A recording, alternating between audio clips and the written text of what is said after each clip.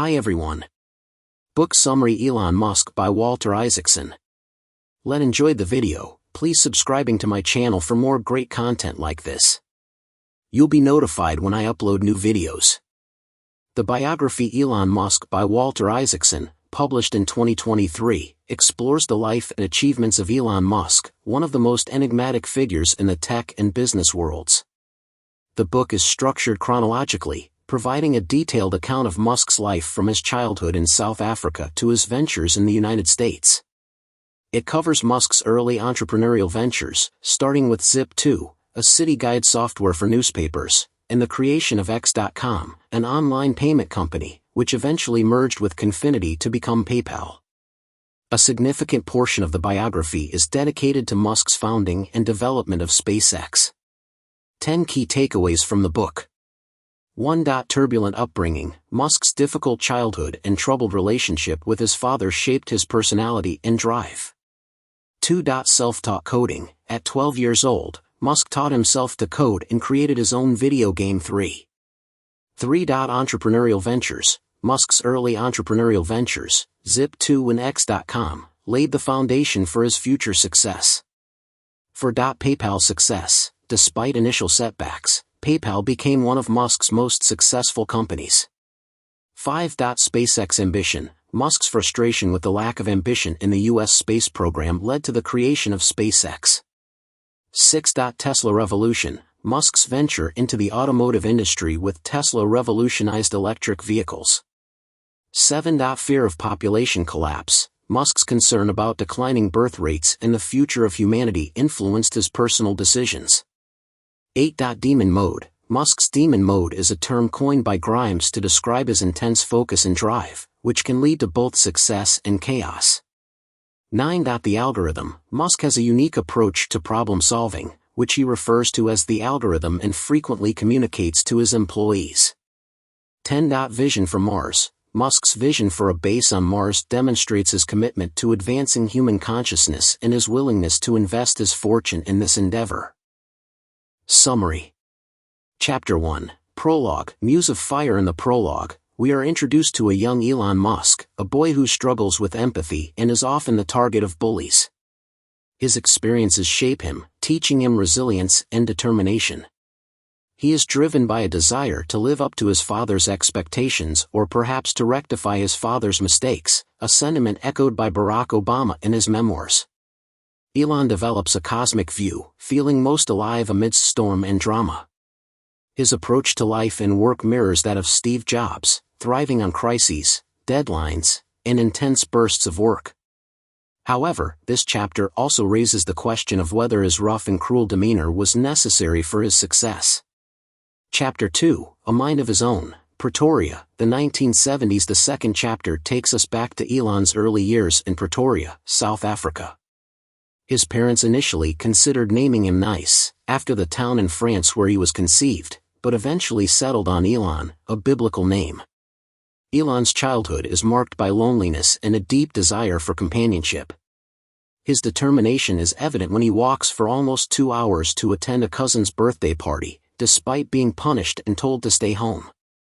His parents, particularly his mother, instill in him and his siblings a sense of responsibility and self-reliance, often leaving them to their own devices due to her work commitments. This upbringing, while unconventional, is seen as a gift that prepares them for the challenges of life.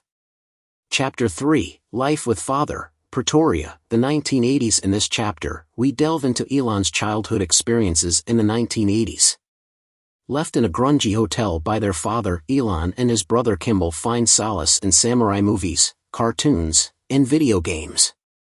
Despite the violence around them, they learn to survive and not be afraid. Elon's academic prowess begins to show, earning an A in physics and AB in math. Reading becomes his escape, immersing himself in books, comics, and encyclopedias. His thirst for knowledge is insatiable, even correcting a cousin's misconception about the distance to the moon. A book in his father's office about future inventions, particularly a rocket propelled by an ion thruster, sparks his interest in space exploration. Chapter 4, The Seeker, Pretoria, the 1980s. The fourth chapter explores Elon's teenage years as he grapples with existential questions about life and the universe. Initially, he turns to existential philosophers like Nietzsche, Heidegger, and Schopenhauer, but this only deepens his despair. Science fiction becomes his salvation, with books like Robert Heinlein's The Moon is a Harsh Mistress and Douglas Adams's The Hitchhiker's Guide to the Galaxy shaping his philosophy and lifting his spirits. Elon's interest in programming also emerges during this time, creating a video game named Blaster at the age of 13. His relentless drive is evident in his non-stop gaming sessions and his ability to hack games in a mall to play for hours without using any coins. Chapter 5, Escape Velocity, Leaving South Africa, 1989. We see a 17-year-old Elon Musk making the decision to escape from his increasingly unnerving life with his father, Errol. Errol's mood swings and verbal abuse create a challenging environment for Elon.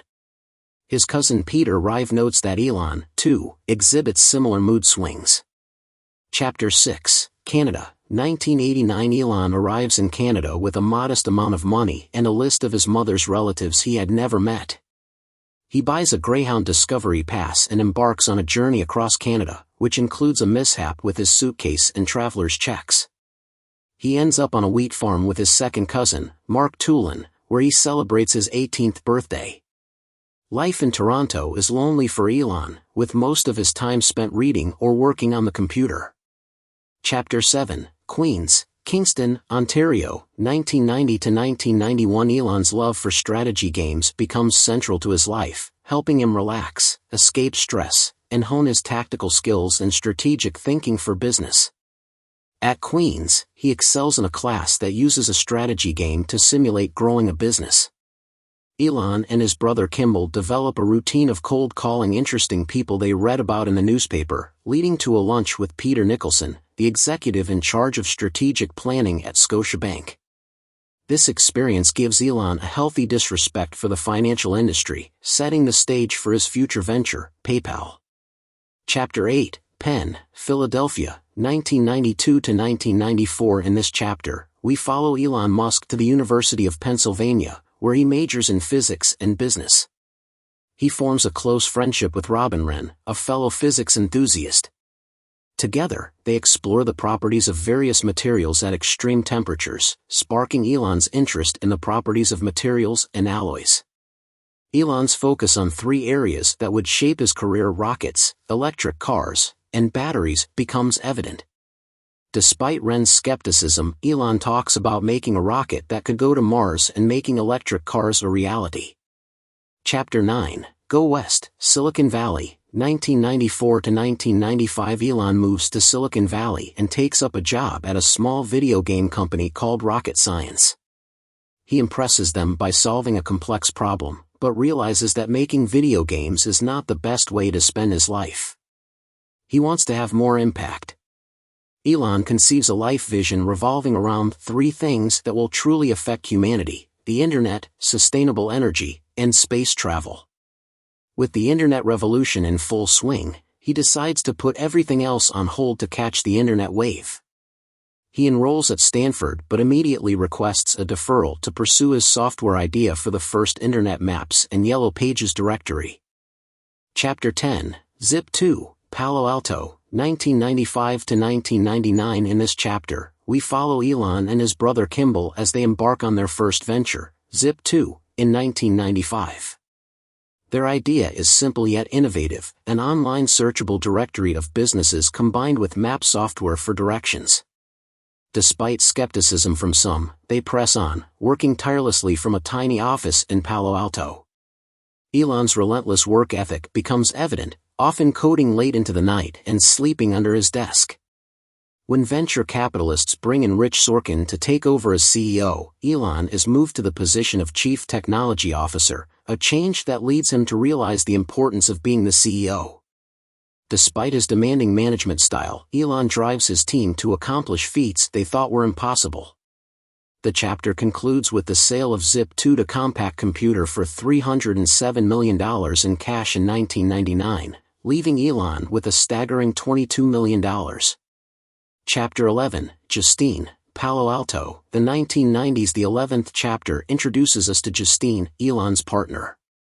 As they share their first dance at a party, Elon whispers a reminder to her that he is the alpha in their relationship, hinting at the dynamics of their partnership. Chapter 12, X.com, Palo Alto, 1999 to 2000. In this chapter, we see Elon Musk in early 1999, contemplating his next venture. Inspired by his experience at Scotiabank, he decides to disrupt the banking industry and founds X.com. His vision for X.com is ambitious, a one-stop everything store for all financial needs. Despite the skepticism of some friends, Elon is committed to the idea and invests $12 million in X.com.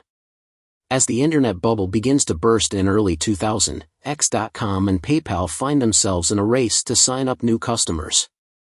Recognizing the benefits of merging rather than competing, Elon and his new CEO, Bill Harris, meet with PayPal founders Peter Thiel and Max Levchin.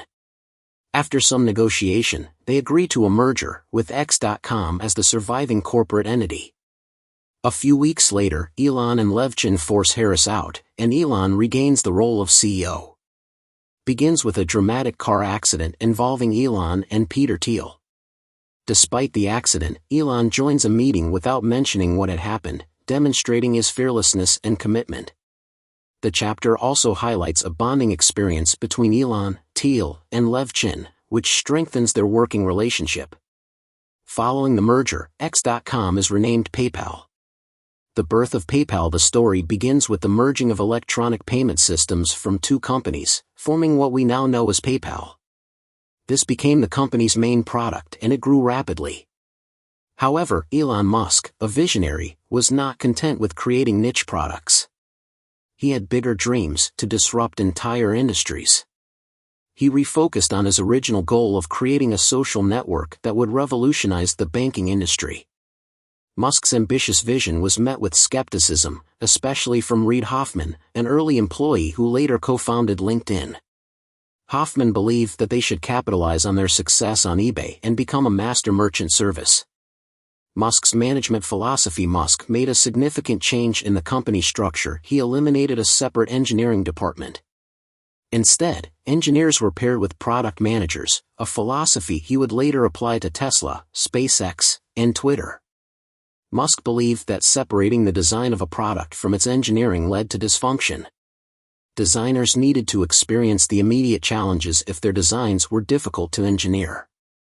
He also advocated for engineers to lead teams, a principle that worked well for rockets but was less effective for Twitter.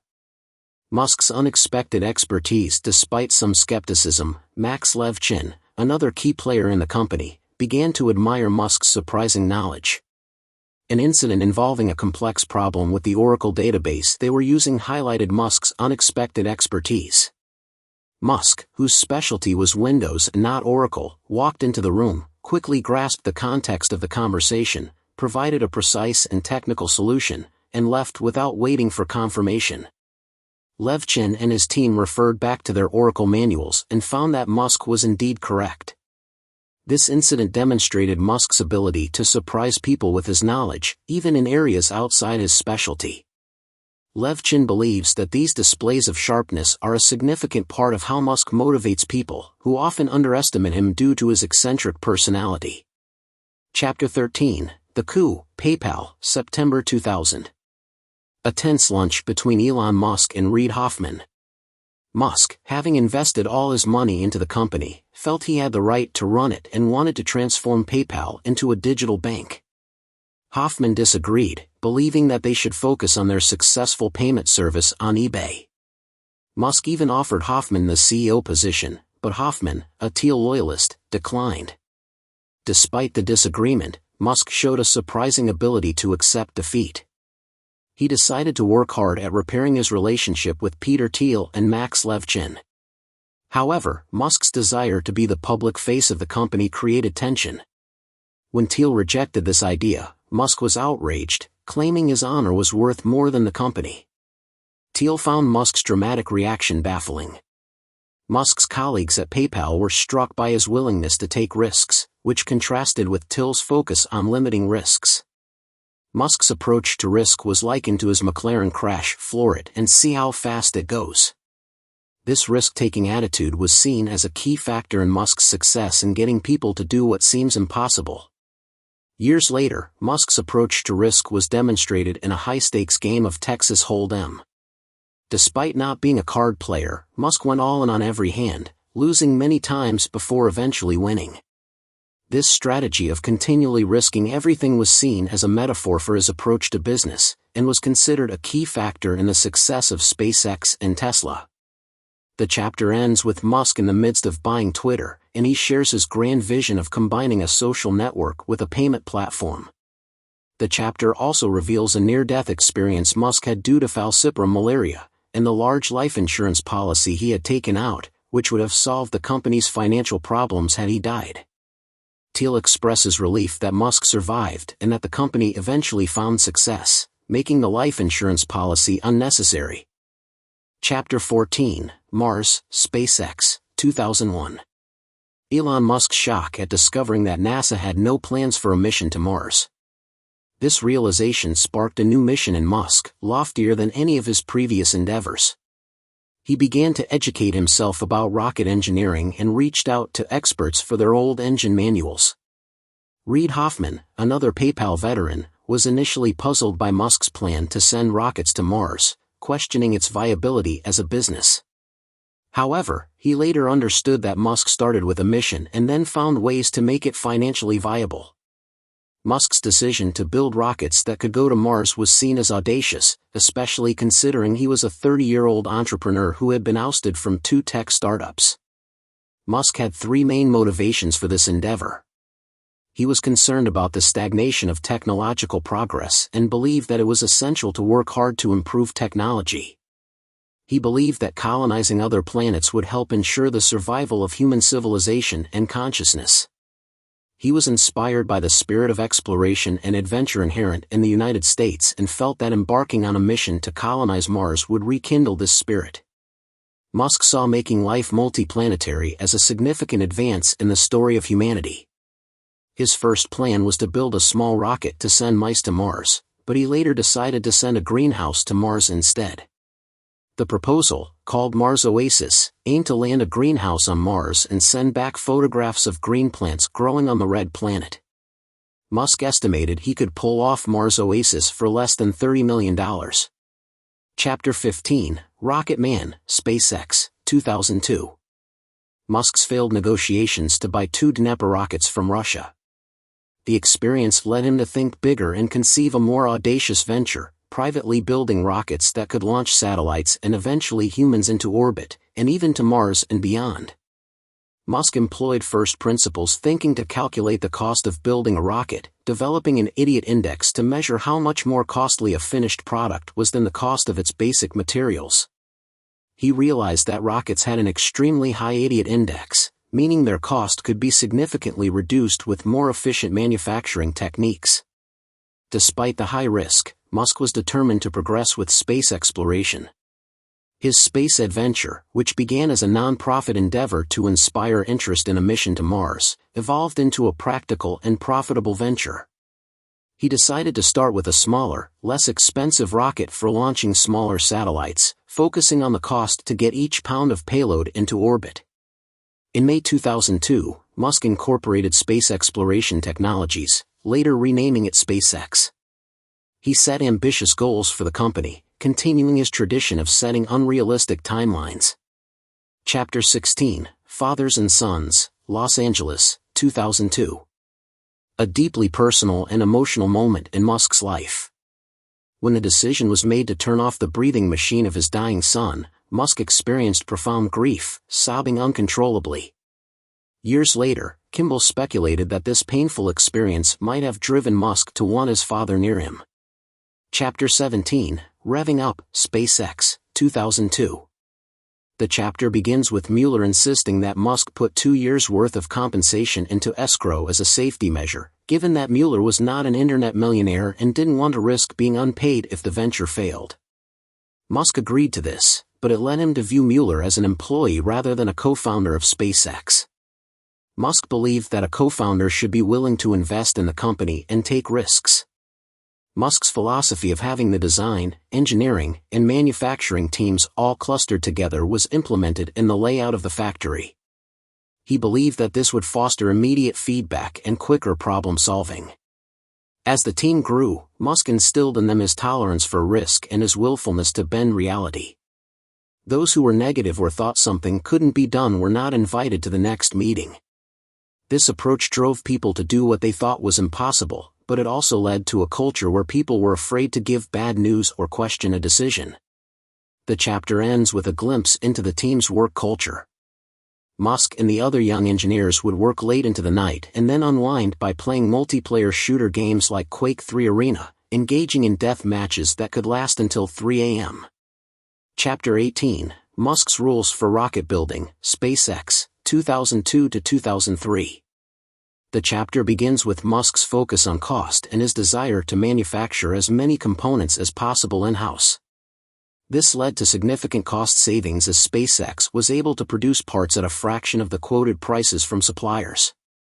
Musk also encouraged his engineers to question all specifications, treating them as recommendations rather than requirements. Musk's maniacal sense of urgency became the operating principle at SpaceX. Despite the high risk of failure and the demoralizing effect of unrealistic schedules, this approach often led to the accomplishment of seemingly impossible tasks.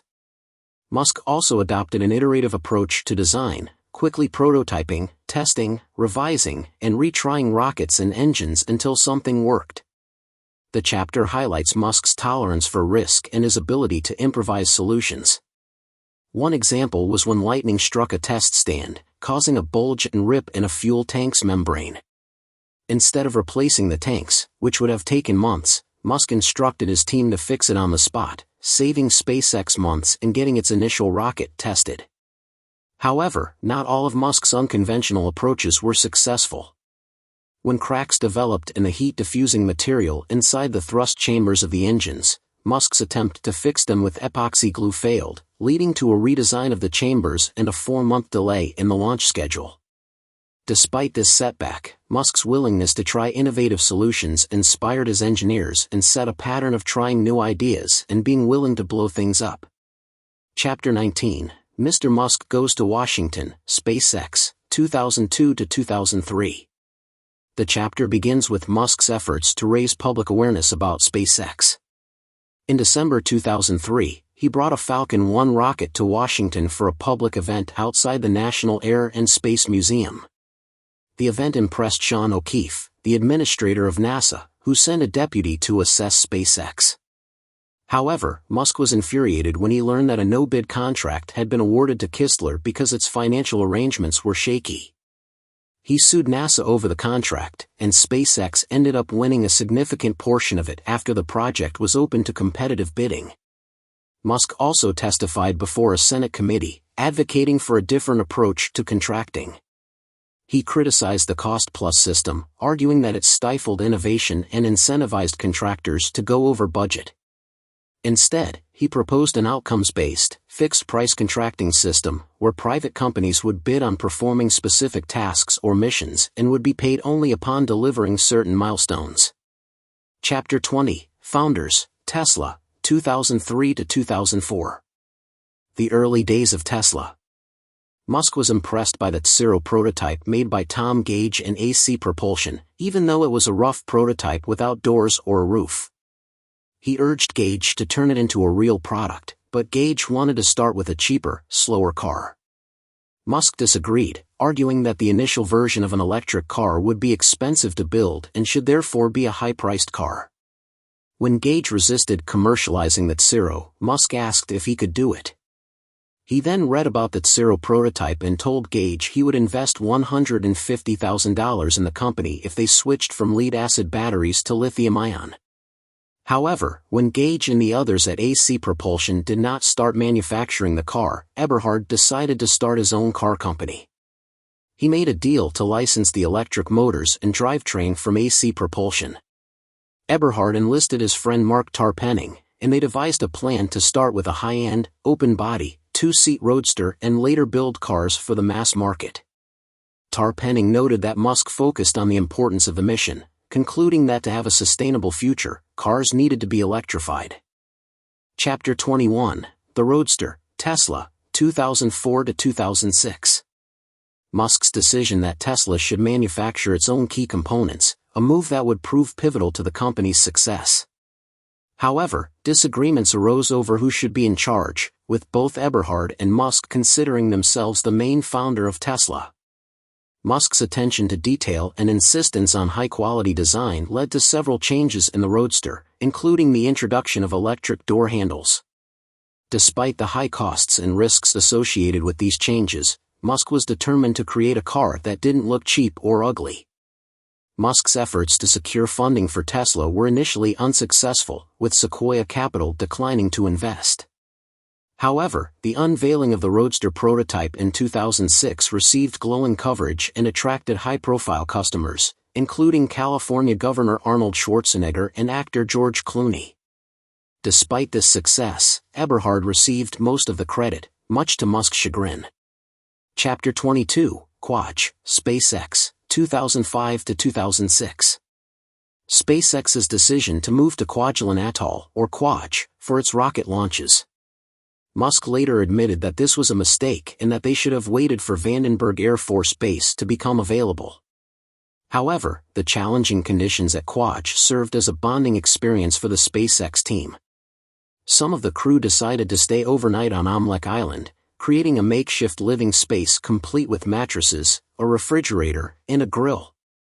The atmosphere was a mix of adventure and survival, with each new member who stayed overnight receiving a t-shirt with the mantra "Out sweat, out drink, out launch." Chapter 23, Two Strikes, Quach, 2006 to 2007. A conflict between Musk and Hallman, an engineer at SpaceX. Hallman decided to leave the company after a year, citing difficulties in dealing directly with Musk. A significant event in this chapter was the discovery of a corroded and cracked B-nut in the fuel line, which was attributed to the sea air of Quach. Despite this setback, Musk did not attempt to eliminate all possible risks, as doing so would make SpaceX rockets as costly and late as those built by the government's cost-plus contractors. Instead, he focused on reducing costs and taking calculated risks, even if they sometimes led to failures, such as the use of cheap and light aluminum for the B-nut that doomed the first Falcon 1 flight. Chapter 25, Taking the Wheel, Tesla, 2007 to 2008. Musk's relationship with Martin Eberhard, a co-founder of Tesla, is highlighted. Eberhard became a source of frustration for Musk, who later described getting involved with Eberhard as the worst mistake of his career. During debates over whether to outsource the assembly of the Tesla, Musk's brutal honesty, akin to that of Steve Jobs, Bill Gates, and Jeff Bezos, created tension. However, Musk's insistence on controlling all aspects of the manufacturing process proved beneficial. Despite his abrasive behavior, some, like Marx, came to view Musk's drive for success as a necessary part of his character, even if it was not always pleasant. Chapter 28, Strike 3, Quach, August 3, 2008. The chapter ends with a critical moment for SpaceX. Musk had run out of money, Tesla was losing cash, and SpaceX had experienced 3 consecutive rocket crashes. Despite these challenges, Musk was not ready to give up. He declared that SpaceX would not falter in its mission to reach orbit and that he would never give up, demonstrating his unwavering determination in the face of adversity. Chapter 29, On the Brink, Tesla and SpaceX, 2008. In the fall of 2008, Elon Musk found himself in a desperate situation. Tesla was struggling to meet its payroll, and Musk had to plead for financial help from friends and family. His brother Kimball, despite being close to bankruptcy himself, sold his Apple stock to support Tesla. This period was marked by intense stress for Musk, with sleepless nights and health issues. Despite the pressure, Musk remained determined and focused. A critical decision loomed over Musk as the year drew to a close. He had to choose between SpaceX and Tesla, as splitting his dwindling resources could lead to the failure of both companies. Despite the advice from his colleagues to focus on one, Musk couldn't bear the thought of letting either company fail. He likened the situation to a parent having to choose which child to feed when food is scarce.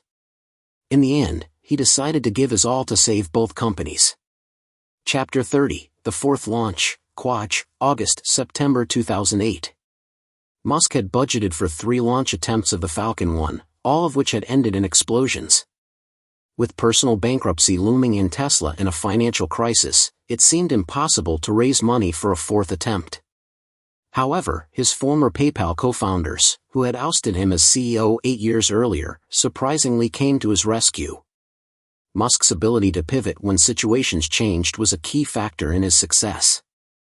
He was willing to take more risks than anyone else, and his decision to reverse his orders about quality controls demonstrated his adaptability. Despite the odds, the Falcon 1 made history as the first privately built rocket to reach orbit. Musk and his small team of 500 employees had designed and built the system from scratch. The funding was private, mostly out of Musk's pocket, and there were no subsidies or cost-plus contracts. This achievement marked a significant milestone in the journey towards becoming a multiplanetary species. Chapter 32, The Model S, Tesla, 2009. In 2009, Elon Musk hired von Holthausen to work on the design of the Model S. They formed a strong professional relationship, reminiscent of the partnership between Steve Jobs and Johnny Ive. Musk also put Drew Baglino, a recent Stanford graduate, in charge of the battery. Despite initial disagreements over the number of cells needed for the battery pack, Baglino learned to understand Musk's approach and meet his demands, resulting in a successful outcome. Musk implemented a policy where designers and engineers worked closely together, a principle he borrowed from Apple. This approach led to the creation of the Model S's unique door handles. Despite resistance from the engineering and production teams due to the technical challenges, Musk insisted on the design. The handles, which were flush with the car and lit up when the driver approached, became a signature feature of Tesla cars. Chapter 33, Private Space, SpaceX, 2009 to 2010. In the late 2000s, Musk challenged the traditional aerospace industry's practices at SpaceX. He encouraged his team to source components from non-aerospace companies to cut costs. For instance, a SpaceX engineer modified a bathroom stall latch to create a locking mechanism that cost significantly less than the latches used by NASA in the space station. Similarly, when faced with a high quote for the air cooling system for the Falcon 9, Musk opted to modify commercial air conditioning units, resulting in substantial savings. These examples highlight Musk's innovative approach to problem-solving and cost management. Chapter 34, Falcon 9 Liftoff, Cape Canaveral, 2010. In 2010, the Falcon 9 rocket successfully lifted the Dragon capsule into orbit, performed its assigned maneuvers, and returned to Earth, parachuting gently down to the water off the coast of California. Despite this achievement, Musk realized that America was merely catching up with its past, as the Mercury program had accomplished similar feats 50 years earlier. Chapter 36, Manufacturing, Tesla, 2010 to 2013. Musk believed that designing the factory to build a car was as important as designing the car itself. He bucked the trend of outsourcing manufacturing to save labor costs, choosing instead to maintain tight control over the process. This approach allowed Tesla to innovate on a daily basis. Musk's audacious idea in 2013 was to build a gigantic battery factory in the U.S., with an output greater than all other battery factories in the world combined. This idea, though seemingly wacky, was born out of necessity as the upcoming Tesla models would require 10 times the number of batteries. Chapter 37, Musk and Bezos, SpaceX, 2013 to 2014. Both Musk and Bezos shared a vision for feasible space travel, reusable rockets. While Bezos focused on creating the sensors and software to guide a rocket to a soft landing on Earth, Musk concentrated on the physics problem of making a rocket light enough, yet powerful enough, to reach orbit. He firmly believed that a fully reusable rocket was the key to becoming a multiplanetary civilization. Chapter 38, The Falcon. Here's the Falconer, SpaceX, 2014 to 2015. Musk constantly pushed his team to increase efficiency by chilling down the fuel more and more. Despite the challenges this presented, Musk was unrelenting, insisting that there was no fundamental reason why it couldn't work. His determination and refusal to back down exemplify his approach to overcoming obstacles and achieving his ambitious goals. Chapter 40, Artificial Intelligence, OpenAI, 2012 to 2015. In the early 2010s, Elon Musk became deeply involved in the field of artificial intelligence. He was particularly interested in Alan Turing's imitation game, which proposed that if a machine's responses were indistinguishable from a human's, it could be said to think.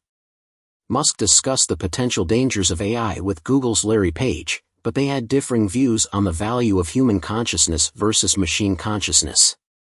Musk and Sam Altman decided to co-found a non-profit AI research lab, OpenAI, to counter Google's growing dominance in the field.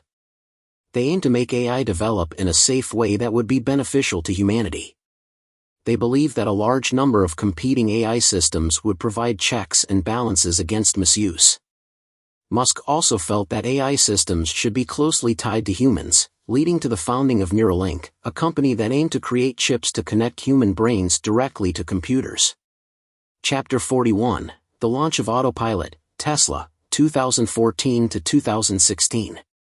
Musk launched Tesla's Autopilot program in 2014.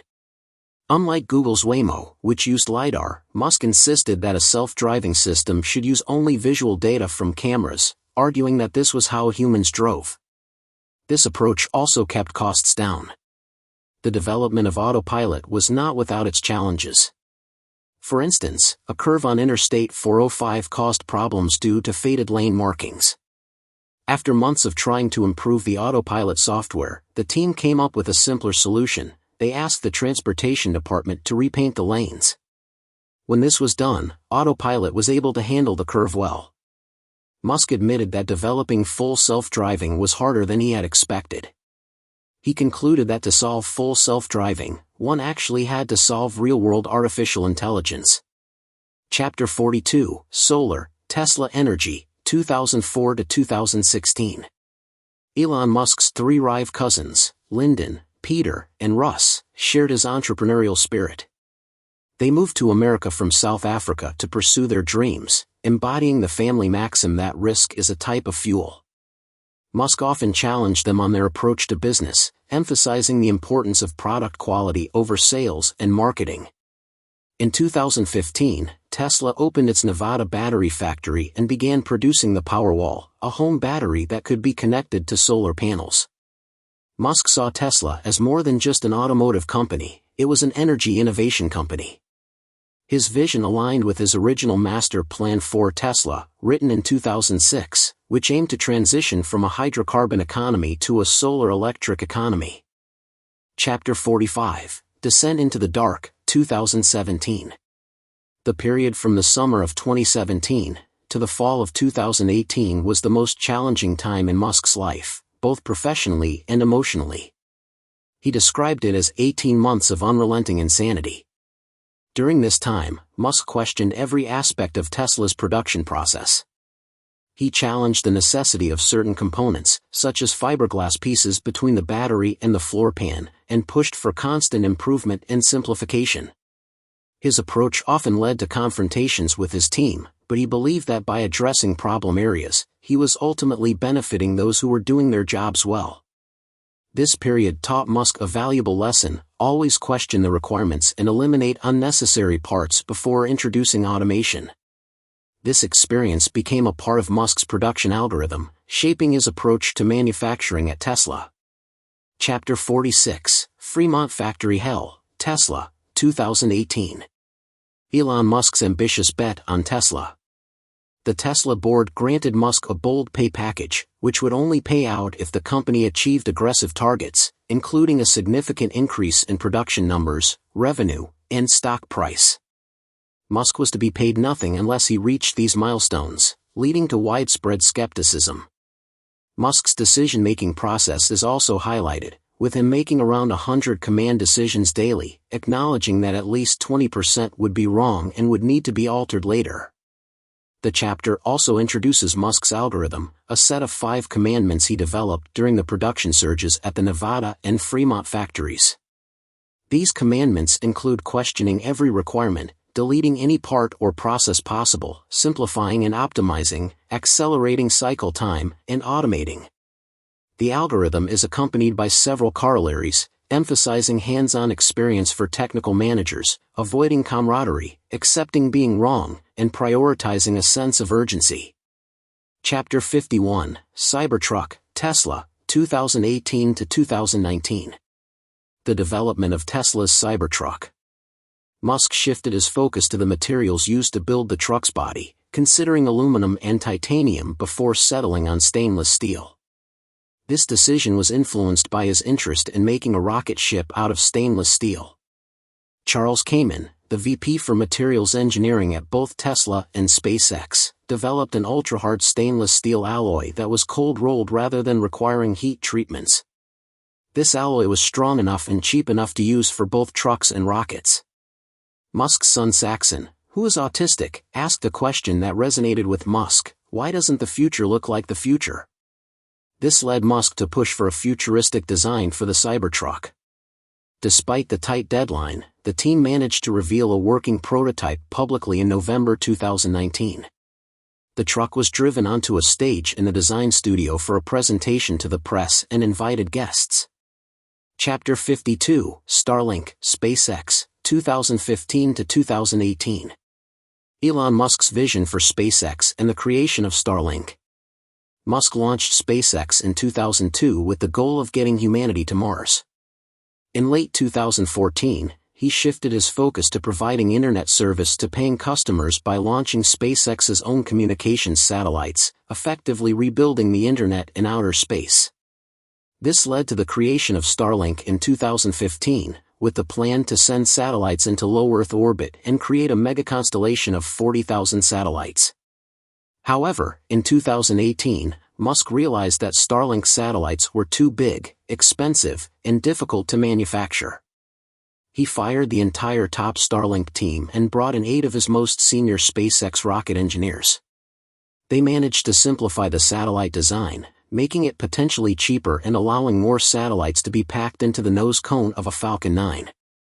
Musk also decided to release all satellites at once when launched on a Falcon 9, which simplified the process and reduced cost, complexity, and mass. Chapter 53, Starship, SpaceX, 2018 to 2019. Musk's goal to get humanity to Mars, which he realized could not be achieved with the Falcon 9 or Falcon Heavy. He sought to gather information directly from the workers on how thick the Starship's walls should be. In late 2019, frustrated with the slow pace, he challenged the crew to build a dome by dawn. Despite the initial belief that it was not feasible, the team managed to finish the dome by 9 a.m., demonstrating Musk's relentless drive to achieve his goals. Chapter 55, Giga Texas, Tesla, 2020 to 2021. In late 2018, Elon Musk, inspired by a toy Model S, challenged his team at Tesla to create a car underbody as one piece of metal, despite the obvious size difference between a toy and an actual car. After contacting 6 major casting companies, only Idra Presa in Italy agreed to take on the challenge of building very large machines capable of creating the entire rear and front underbodies for the Model Y. These machines could produce an entire chassis in just 80 seconds, a process that used to involve over 100 parts and resulted in gaps, rattles, and leaks. This new process was cheaper, easier, and faster.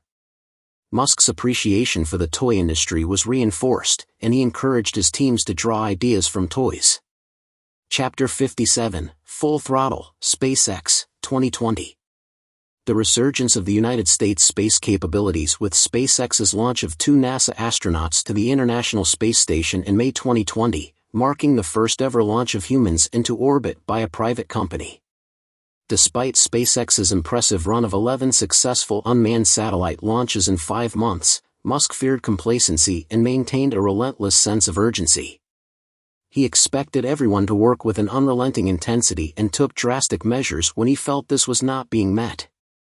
Musk's hiring philosophy is also highlighted, prioritizing attitude over resume skills, as demonstrated when he hired an engineer who had the courage to approach him with a crumpled resume at a party. Chapter 58, Bezos vs. Musk, Round 2, SpaceX, 2021. The similarities and differences between Jeff Bezos and Elon Musk. Both are industry disruptors, passionate innovators, and future-focused. However, their approach to engineering differs. Bezos is methodical, while Musk is known for pushing towards insane deadlines and taking risks. Musk believes in setting clear metrics for innovation. For Starlink, he introduced a new metric, leading to the development of a second version of Starlink with reduced network latency. The chapter also highlights Musk's personal side, as seen when he visited Richard Branson before a launch. Chapter 59, Starship Surge, SpaceX, July 2021. Musk's relentless drive to get to Mars. He introduced the Idiot Index, a ratio of the total cost of a component to the cost of its raw materials, to identify inefficient designs or manufacturing processes. Musk's demanding expectations are also highlighted, with his belief that those who prioritize comfort and leisure should leave. This chapter also touches on the personal toll of working for Musk, as exemplified by an employee who left SpaceX after 8 years. Chapter 60, Solar Surge, Summer 2021. Musk's hands-on approach to problem-solving is highlighted. Frustrated with the difficulty of installing a system, he demanded that the engineers who designed it install it themselves to understand the challenges. When tiles started popping up and rotating, the team decided to use 2 nails again. Despite initial concerns about Musk's reaction, he agreed with the decision when presented with physical evidence, demonstrating his flexibility and adherence to his algorithm.